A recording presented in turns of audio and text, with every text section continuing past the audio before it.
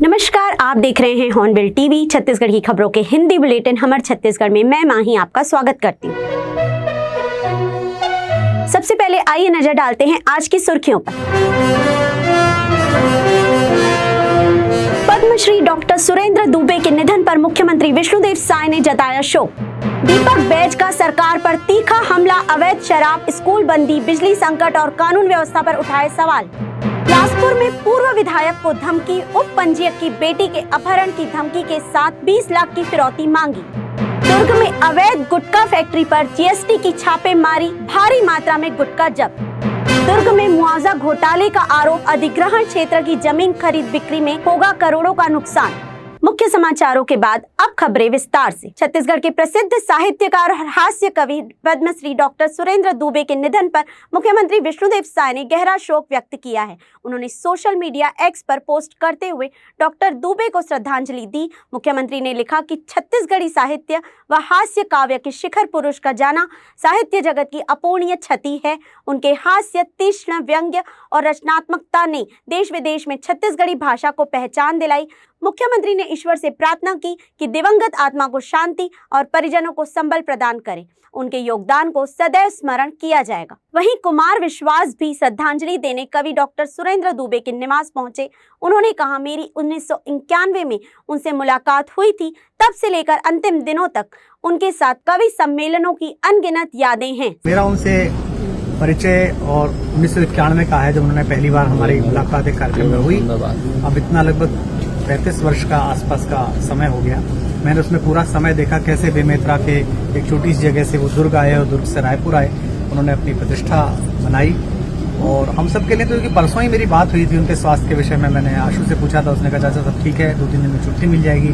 उसके बाद हम सब के लिए बहुत ही हृदय विदारक है और हम अभी भी छत्तीसगढ़ बिना सुरेंद्र दुबे के महसूस नहीं कर पा रहे, क्योंकि देश का कोई बड़े से बड़ा कवि हो, चाहे, चलिए मैं तो इतना नाम मेरा नहीं है, कोई भी देश का बड़ा कवि हो, छत्तीसगढ़ के किसी भी मंच पर उसकी आभा, उसकी तालियां, उसकी स्वीकार्यता सुरेंद्र दुबे से नीचे ही रहती है। सर, आपने भी बहुत बार स्टेज शेयर किया और ये भी देखा, हम लोगों ने भी देखा कि वो चाहे रूलिंग पार्टी के लोग हों या अपोजिशन हो, अच्छे क्रिटिक भी रहे हैं। देखिए, कवि तो वैसे भी स्वस्थ आलोचक होता है और सबसे अच्छी बात है कि जिस दल के प्रति बाद में उनकी राजनीतिक विचारधारा सेवानिवृत्ति के बाद जुड़ी, उस दल के प्रति भी, उस दल के समस्त बड़े लोगों के सामने खड़े होकर वो अपनी बात कहते थे और ये राजनेताओं की भी महत्ता है कि वो उसे स्वीकार करते थे। और मैं तो, मुझे पिछली सरकार की भी याद है, कांग्रेस सरकार के समय में भी हमारे मित्र जो उस समय मुख्यमंत्री थे भूपेश बघेल जी, उनके सामने भी उन्होंने ऐसी बात कही और उन्होंने भी कभी भी इन बातों को नोटिस नहीं लिया। मेरी इस बात पर चर्चा भूपेश भाई से लगातार होती थी कि भाई उनकी प्रतिबद्धता उस विचारिकी के प्रति है, लेकिन कभी नहीं किया। लेकिन सुरेंद्र दुबे जी का जाना छत्तीसगढ़ समाज के लिए एक बहुत बड़ी हानि है। मैंने उन्हें अमेरिका में, दुबई में, शारजाह में, लंदन में अपने साथ देखा। एक छोटे से हॉल में जहां 2000 अप्रवासी भारतीय हैं, उनमें हो सकता है छत्तीसगढ़ के लोग 10-15 हों, लेकिन वो अपना जो आधा पौन घंटा लेते थे, उस आधा पौन घंटे में आधे से अधिक समय छत्तीसगढ़ के बारे में, अपने खान पान के बारे में, अपनी भाषा के बारे में। बहुत बड़ा नुकसान है हम लोगों के लिए और हमें इससे उभरने में और छत्तीसगढ़ को उभरने में समय लगेगा। रायपुर में कांग्रेस प्रदेश अध्यक्ष दीपक बैज ने पत्रकारों से चर्चा करते हुए भाजपा सरकार पर तीखा हमला बोला। उन्होंने कहा कि राज्य में अवैध शराब महामारी की तरह फैल रही है और सरकार स्वयं इस काली कमाई में शामिल है। वहीं युक्ति युक्तकरण के नाम पर 10,463 स्कूल बंद करने की योजना, शिक्षकों को अधिशेष बताकर मनमानी नियुक्तियों को वसूली का अड्डा करार दिया। बैज ने बिजली व्यवस्था को पूरी तरह चौपट बताते हुए कहा कि गांव शहर अंधेरे में डूबे हैं और लो वोल्टेज की समस्या चरम पर है। उन्होंने कानून व्यवस्था पर भी सवाल उठाते हुए कहा कि प्रदेश में अपराध बढ़ते जा रहे हैं। कोरबा की बेटी के साथ सिंगरौली में दुष्कर्म और हत्या और पूर्व विधायक को धमकी भरा कॉल इसका उदाहरण है। डीएपी की कमी और भाजपा के मेन पार्ट प्रशिक्षण शिविर को पॉलिटिकल टूरिज्म बताते हुए उन्होंने सरकार की गंभीरता पर भी सवाल उठाए। पूरे राज्य में अवैध शराब एक महामारी की तरह फैल चुकी है और सरकार खुद इन्वॉल्व है इस अवैध शराब की बिक्री की काली कमाई में। आप देखेंगे लगातार जहां जहां नई शराब दुकानें खुल रहा है, वहां की महिलाएं विरोध कर रहे हैं आप देखेंगे डुंडा में, दोंदे में लोग वहाँ शराब भट्टी खोलने को लेकर विरोध प्रदर्शन कर रहे हैं। वहीं आज के समाचार पत्रों में अगर देखेंगे आप तो मंदिर हसोद के पास खौली में वहाँ के ग्रामीण माता बहनें और छात्राओं ने भी स्कूल जाने को लेकर सीधा विरोध कर दिया है कि अगर शराब दुकानें खुलेगी तो हम स्कूल जाना बंद कर देंगे। मतलब शराब दुकानें, अब तो सीमार्ट में भी शराब दुकानें खुल रही है। आखिर सरकार एक तरफ स्कूल बंद करके शराब दुकानों पर इतनी फोकस क्यों की है? वो इसलिए क्योंकि शराब की काली कमाई सरकार के चुनिंदा नेताओं के जेब में जा सके, इसलिए प्राथमिकता के साथ पूरे प्रदेश में ये सरकार शराब दुकान खोलने में लगी हुई है, जिसका लगातार पूरे प्रदेश के हर कोने में ग्रामीण और माता बहनें विरोध कर रहे हैं। दूसरी चीज़, जो सरकार 10,463 स्कूल बंद करने जा रही है और अतिशेष दिखाकर प्रदेश के शिक्षकों को उनके पद को छुपाया जा रहा है और अपने मनपसंद चहेते लोग को दिया जा रहा है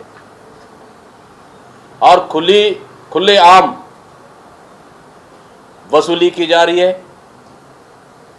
और देखा जाए तो पूरी तरह से युक्तियुक्तकरण अतिशेष एक वसूली का अड्डा बन चुका है। और आप रायपुर अपना जिला संचालनालय में देखेंगे तो वहाँ तो युक्तियुक्तकरण का एक मंडी बन चुका है। वहाँ का हजारों की संख्या में लगातार वहाँ शिक्षक अपनी पोस्टिंग को लेकर डेरा डाले हुए हैं और शासन प्रशासन लगातार गुमराह कर रही है। इस तरह से पूरे प्रदेश में युक्तियुक्तकरण अतिशेष के नाम से पूरी तरह से एक लूट हो रही है और इसका जिम्मेदार कहीं न कहीं भारतीय जनता पार्टी की सरकार है। 1.5 साल की सरकार में पूरी बिजली व्यवस्था चौपट हो चुकी है। गांव शहर कई घंटे अंधेरे में डूब चुका है। लो वोल्टेज की समस्या चरम पर है। हमारा छत्तीसगढ़ सरप्लस राज्य है, उसके बाद बिजली की कमी, लो वोल्टेज की समस्या और महंगी बिजली यहाँ के उपभोक्ताओं को खरीदना पड़ रहा है। कहीं न कहीं सरकार पूरी तरह से फेलियर हो चुकी है। बिलासपुर में अपराधियों के हौसले बुलंद होते जा रहे हैं। पूर्व विधायक शैलेश पांडे को अज्ञात व्यक्ति ने फोन कर जान से मारने की धमकी दी। वहीं उप पंजीयक की बेटी को किडनैप करने की धमकी देकर 20 लाख की फिरौती मांगी गई। इस गंभीर मामले ने शहर की कानून व्यवस्था पर सवाल खड़े कर दिए हैं। कल मेरे वाइफ के मोबाइल में एक फ़ोन आया, बोले पांडे जी से अर्जेंट बात करनी है, मैं दिल्ली से बोल रहा हूँ, मुझे फ़ोन दी। तो मैं उस वक्त था नहीं, बोले अभी नहीं है पांडे जी। बोले ठीक है। फिर बाद में फ़ोन मैंने किया उस नंबर पर अर्जेंट, ये जानते हुए कि कोई अर्जेंट फ़ोन है तो किया। तो मुझे फ़ोन किया तो बोलते पांडे जी बोल रहे हैं। मैंने कहाँ बोल रहा हूँ? मंजू पांडे को जानते हैं क्या? मैंने कहाँ जानता हूँ। उसको बोल देना उसकी बेटी को उठा लूँगा, 20 लाख रुपए दे दे नहीं तो दिल्ली से। तो मैं काट दिया फ़ोन, चिंतित हो गया। मंजू पांडे चूँकि परिचित हैं, सहकारिता विभाग में अधिकारी हैं, तो मैंने उनको फ़ोन किया, पूछा, मैंने कहा आपकी बेटी है क्या? मेरे को पता नहीं था। बोले हाँ। कितनी बड़ी? बोले 20 साल की। मैं कहाँ पढ़ती? बोले दिल्ली में पढ़ती। फिर उनको बताया कि ऐसा ऐसा फ़ोन आया था और आपके लिए वो लड़की उठा ले जाऊँगा 20 लाख। फिर मैंने पुलिस थाने में तत्काल बता दिया था प्रदीप आर्या जी को, सकरी थाने में। उन्होंने फिर मैंने कहा नंबर से फ़ोन आया, धमकी आई है, देख लीजिए। फिर रात में मैंने एसपी साहब से बात करके फिर FIR करवाई है। पुलिस ने FIR की है और इस मामले की जाँच कर रही है। कहाँ से कॉल आया था, कौन से कुछ बताया क्या? हाँ, वो बच्चू पांडे बोला, बच्चू बोला, नाम बताया, प्रभात नाम बताया, हम बिहार के हैं। उसका बात करने का लहजा टोन था, बिहार के हैं हम, ऐसा वैसा ये वो, और दिल्ली से उठा लेंगे। मतलब कुछ बिहारी टोन भी थी, कुछ ऐसा था, कुछ कोई पता नहीं, मैं जानता नहीं कौन है, किस प्रकार के लोग हैं। अभी क्या बात है एसपी साहब से जो क्या क्या हुआ उन्होंने जानकारी ली मुझसे, क्या क्या हुआ था, तो मैंने सारी बातें एसपी साहब को बताई। कांग्रेस जिला अध्यक्ष विजय केशरवानी ने सरकार को घेरते हुए दोषियों पर सख्त कार्यवाही की मांग की है। वहीं एसएसपी रजनीश सिंह ने मामले की जांच शुरू कर दी है और जल्द ही आरोपी की गिरफ्तारी का भरोसा दिलाया है। आप लोग ने एक ये ज्ञापन दिया है और हम लोग ऑलरेडी कल ही उस मामले में एफआईआर दर्ज हुई है धमकी देने के मामले में, और शीघ्र ही हम लोग आरोपी को गिरफ्तार कर लेंगे इस प्रकरण में। और पुलिस की हमारी 2-3 टीमें इसमें कार्रवाई कर रही हैं और जो भी इसमें कार्रवाई होगी आपको 1-2 दिन में पता चलेगा। आज आप लोग इस तक पहुंचे हैं, किस मामले को लेकर? आज कांग्रेस का प्रतिनिधिमंडल बिलासपुर एसएसपी से मिला है। कल एक बहुत ऐसी घटना घटी है कि बिलासपुर शहर के पूर्व विधायक की पत्नी श्रीमती रितु पांडे जी के फ़ोन पर एक कॉल आता है और उनसे 20 लाख रुपए फिरौती मांग की गई है और एक अधिकारी की बेटी जो कि यहाँ पदस्थ है, जो कि दिल्ली में पढ़ती है, उसको उठा लेने की धमकी दी जाती है। प्रश्न ये है कि पूर्व विधायक शैलेश पांडे जी की पत्नी के नंबर में क्यों फ़ोन जाता है और फ़ोन करने वाला 20 लाख रुपए की मांग करता है और उसके बाद श्रीमती मंजू पांडे जो यहाँ पर एक अधिकारी हैं सहकारिता विभाग में, उनकी बेटी को उठाने की बात करता है। ये ज़रूर हो सकता है कि पारिवारिक रिलेशन शैलेश पांडे जी की पत्नी से मधु और मंजू पांडे जी की में संबंध हो सकते हैं पारिवारिक। इसका आशय ये है कि हम चाहते हैं कि वो व्यक्ति कौन है जो इस तरीके से एक जनप्रतिनिधि को धमकी दे रहा है। और इस प्रदेश में और पूरे देश में बेटी बचाओ बेटी पढ़ाओ का नारा देने वाली ये भारतीय जनता पार्टी की सरकार क्या अभी मैं ऐसा समझता हूँ कि लगभग 24 घंटे होने वाले हैं, अभी तक उस व्यक्ति की खोज नहीं हो पाई है। हम लोग चाहते हैं उस व्यक्ति की खोज हो। एक जनप्रतिनिधि को उनकी पत्नी के मोबाइल में फ़ोन आना और किसी की परिचित की बेटी को उठा ले जाने की धमकी देना, उस व्यक्ति को कैसे पता है कि वो दिल्ली में पढ़ती है? यह प्रश्न है। और हम चाहते हैं कि इस प्रदेश की सरकार चाकू तलवार आम बात हो गई इस सरकार में। अब यह है कि जनप्रतिनिधि भी सुरक्षित नहीं है। इस प्रदेश में कानून व्यवस्था अपने आप में लचर हो गई है, पूरी व्यवस्था बिगड़ गई है। हम मांग करते हैं कि शीघ्र ही इस व्यक्ति को पकड़ा जाए और दोषियों के ऊपर कार्रवाई। दुर्ग जिले के गनियारी में वर्षों से संचालित अवैध गुटखा फैक्ट्री पर आज जीएसटी विभाग ने छापेमारी की। फैक्ट्री में सितार और मानिकचंद गुटखा का बड़े पैमाने पर निर्माण हो रहा था। सूचना पर खाद्य एवं औषधि प्रशासन विभाग भी मौके पर पहुंचा। ग्राम सरपंच संतोषी साहू और सैकड़ों ग्रामीणों ने फैक्ट्री पहुंचकर विरोध जताया। सरपंच ने बताया कि फैक्ट्री को डालडा निर्माण की अनुमति दी गई थी, पर गुटखा बन रहा था। जांच में यह भी सामने आया कि फैक्ट्री कुख्यात गुटखा किंग गुरमुख जुमनानी की है। विभागीय टीमें अब अलग अलग जांच में जुटी हैं। इस वक्त हम खड़े हैं दुर्ग के ग्रामीण क्षेत्र रसमड़ा से लगे गनियारी में, जहां एक बड़ी अवैध गुटखा फैक्ट्री, जो जर्दा गुटखा बनाने वाली फैक्ट्री का खुलासा होता नजर आ रहा है। रात से यहाँ जीएसटी की टीम बैठी है, उसके बाद फूड एंड सेफ्टी विभाग भी यहाँ पहुंच चुकी है। आप देख पा रहे हैं ट्रे में रखा हुआ पाउडर है, जिस तरीके से इसमें से जो गंध आ रही है, यहाँ सांस लेने में काफी तकलीफ है। मैं और आगे आपको दिखाना चाहूंगा। ये जो मेरे साइड में देख पा रहे हैं, ये रैपर है। ये सितार गुटखा, जो जर्दा गुटखा सितार गुटखा जो बनता है, ये उसके रैपर हैं। यहाँ पैकिंग किया जाता है। ये पैकिंग करने वाले सारे मटेरियल हैं। आप रोल देख सकते हैं, यहाँ पे रोल के पूरे बंडल हैं। ये पूरे पैकेट भरे हुए हैं, बोरों में भरे हुए हैं। यहाँ सितार और माणिकचंद जैसे गुटके की पैकिंग होती है। आपको बता दूं कि लगभग 15 से 20 दिनों पहले यहीं दुर्ग के कोणारी में एक छापामार कार्रवाई हुई थी, जहां पर ये जिस व्यक्ति की फैक्ट्री बताई जा रही है, इसी व्यक्ति की दूसरी फैक्ट्री जहां से सुपारी कटिंग करने का काम होता था, वहां से सुपारी यहाँ के मिक्सिंग होके पैक होती है। ये मेरे पीछे बाजू में आप मशीन देख पा रहे हैं। लगभग यहाँ 7 मशीनें हैं। 7 मशीनों में इस प्रकार से गुटखा पैकिंग मशीन है ये। अब इसमें रैपर भी लगे हुए हैं। किस तरीके से पैकिंग होती है यहाँ पे और किस तरीके से काम होता है, मैं आपको दिखाना चाहता हूँ। और पूरी इस कार्रवाई में अभी जो स्टेट जीएसटी की कार्रवाई लगभग रात भर से चालू है, लेकिन अभी फैक्ट्री का मालिक सामने नहीं है। इसके साथ ही फूड एंड सेफ्टी विभाग के अधिकारी भी यहाँ मौजूद हैं, वो भी कार्रवाई कर रहे हैं। इधर थोड़ा दिखाएंगे जिस तरीके से सितार का ये पैकिंग जो होता है यहाँ पे, ये मेरे आप देख पा रहे हैं। इसके अलावा ये भी मशीनें हैं, ये आप देख पा रहे हैं रैपर लगा हुआ है माणिकचंद का, ये भी यहाँ डुप्लीकेट माणिकचंद बनाया जाता है। ये सितार का पैकेज लगा हुआ है। ये सारी मशीनें, इतनी बड़ी संख्या में यहाँ मशीनें पाई गई है, जिसको लेकर ये समझ में आता है कि बहुत बड़ा कारोबार था चल रहा था। मैं और आपको दिखाना चाहूँगा, ये यहाँ पे मेंथल जिसको बोलते हैं, जो वो भी भारी मात्रा में मिले हैं। ये सब इसमें भरे हुए हैं, जिसकी गंध से सांस लेने में भी यहाँ तकलीफ हो रही है। ये मेरे साइड में आप देख पा रहे हैं, ये पूरे जितने भी बोरे हैं इसमें जर्दा गुटखा बन के पैक करके रखे हुए हैं।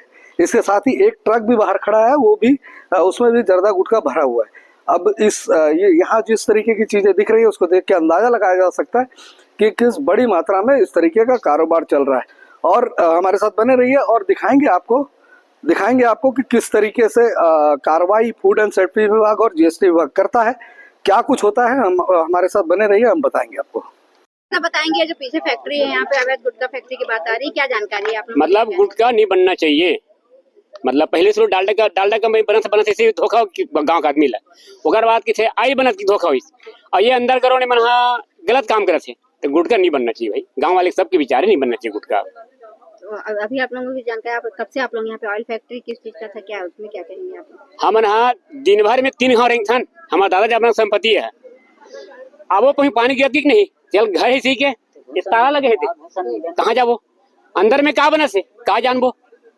वो चूरा लोग की मतलब कोई नहीं पूछे गांव का आदमी ला, गांव का आदमी कोई नहीं जाने। मालिक को आप लोगों ने देखा है कभी आते जाते? नहीं देखे। अच्छा, गांव का कोई भी यहाँ पर काम में जाता है? गांव का आदमी कोई नहीं आया काम में। आता है काम करने? कोई नहीं आया ना, जाने कहा बाहर से आते हैं, अंदर जो काम कर रहे हैं बाहर क्या थे तब तो बना से भाई, बाहर से आते तब तो बना से। मतलब आप मल को जानकारी? हाँ जानकारी नहीं है। अब जानकारी हो गई, अब क्या करेंगे? नहीं बनना चाहिए गुटखा फैक्ट्री नहीं बनना चाहिए, बंद करो। बताएंगे ये जो फैक्ट्री के बारे में क्या जानकारी आपके बारे में, क्या बनता है यहाँ? जो पहले डालडा कंपनी के नाम से जो फेमस हुआ था, उसके बाद में यहाँ उसको डालडा कंपनी शुरू हुई वो ही भी नहीं था। उसके बाद में यहाँ तो ऑयल का फैक्ट्री चालू किए थे। उसके बाद में यहाँ से उसका भी कोई रिजल्ट नहीं मिला। उसके बाद ये बंद हुआ ना, तो अचानक आज ही मालूम चला मिला को कि यहाँ राष्ट्रीय सितारा बन रहा है। तो अब आप लोग क्या जानते हैं? इसको पूरा बंद करना है, हमको बंद करना है। इसके बारे में अब कोई डिटेल बात नहीं, किस है कि बंद करना है इसको बस। मालिक के बारे में जानकारी नहीं अपन को। बड़ी संख्या में गांव वाले यहाँ जमा है? कोई नहीं है, जमा है। किस प्रकार की करेंगे आप? इसको सब में मिलजुल है कि गुटखा बंद करना है। आप लोग इतने दिन से यहाँ है, आप लोग को जानकारी नहीं, आप लोग प्रयास नहीं किया अंदर क्या बन रहा है, तेल बन रहा है, घी बन रहा है? मैम यहाँ अभी कैमरा लगा हुआ है, अभी देख लो, जो यहाँ गेट पे ताला लगा हुआ है ना? यहाँ से ताला लगा हुआ है, यहाँ कोई मालूम नहीं किसी आदमी को। बताइए आपका परिचय बताएंगे। आप इस गांव की सरपंच है, यहाँ पे ये फैक्ट्री कुछ चल रही थी, क्या जानकारी है? कुछ जानकारी नहीं है मैडम मेरे को। यहाँ पे कुछ अवैध गुटखा बनाने की बात आ रही है, उसके बारे में क्या जाए? कुछ जानकारी नहीं है मेरे को। मैं तो अभी तो 3 महीना हुआ है ना बैठे में, क्या जानूँ? 3 महीने में क्या जानकारी? कुछ नहीं जानकारी। क्या जानकारी हुई है? आप लोग यहाँ पहुँचे हुए हैं, किस प्रकार का कार्रवाई अंदर चल रहा है? अभी तो गेट बंद कर दिया है, जाने नहीं दे रहे हैं। जानकारी लंबे समय से गुटखे का यहाँ पे इतना बड़ा कारोबार चल रहा था, क्या कभी किसी प्रकार का एनओसी लिया गया था? नहीं। किस नाम से एनओसी पहले लिया गया था, ऐसी भी खबर आ रही है? हाँ, ऑयल बनाने के लिए लिया था सर। ऑयल बनाने के लिए? कौन ऑयल किस टाइप का है? मैडम, चूंकि अभी भी वर्तमान समय में गुटखा फैक्ट्री संचालन है और यहाँ ग्रामीणों का आक्रोश भी देखने को मिल रहा है। अगर आगामी दिनों में यहाँ पे गुटखे का अगर फैक्ट्री बंद नहीं होती तो किस प्रकार की कार्रवाई रहेगी आप लोगों की? बंद कराएंगे सर, पूरा हम लोग मिलकर, गांव मिलकर बंद कराएंगे, इसको नहीं खोलने देंगे। दुर्ग जिले में प्रस्तावित खरसिया दुर्ग परमाल कशा रेलवे लाइन के अधिग्रहण क्षेत्र में मुआवजे के लिए प्रतिबंधित जमीन की रजिस्ट्री का मामला सामने आया है। रुपेश जैन और रितेश जैन ने आरोप लगाया कि बोरीकरका, घुक्सीडी और पुरई गांव की अधिग्रहण योग्य जमीनों की गोपनीय सूची भू माफियाओं तक पहले ही पहुंचा दी गई थी। इसके बाद 30-35 लोगों ने मिलकर किसानों से जमीन खरीद ली। अधिसूचना जारी होने के बाद ऐसी बिक्री निषेध होती है। जैन बंधुओं का कहना है कि अब टुकड़ों में मुआवजा तय होने से शासन को करीब 25 करोड़ रुपए का नुकसान होगा।